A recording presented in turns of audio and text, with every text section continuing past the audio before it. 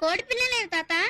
నువ్వొక కోడి పిల్లవి, ఆ మనిషి ఒక కోడి పిల్ల. ఈ ఆవులు, కుక్క, పిట్ట అన్నీ కోడి పిల్లలే. High, high, high! భూమి మీద పుట్టిన ప్రతి జీవి కోడి పిల్లనమ్మా. వాటిని ఎత్తుకుపోవాలని చూస్తున్నాడా సైతాన్.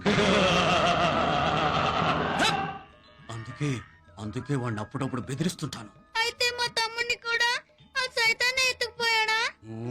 ఏడవకూడదు. బాధలు, కష్టాలు, కన్నీళ్లు షిరిడీలో కనపడకూడదు. షిరిడీ వచ్చిన వాళ్ళకి ఏ కష్టాలు ఉండవు. సమాధి నుంచే బాబా తన భక్తుల్ని కాపాడుతూ ఉంటాడు. తనని నమ్మిన వారిని, తన సలహా కోరిన వారి భారాన్ని బాబా సదా మోస్తుంటాడు. తన భక్తుల గృహంలో కష్టాలు కాని కరువు కాని ఉండనివ్వడు.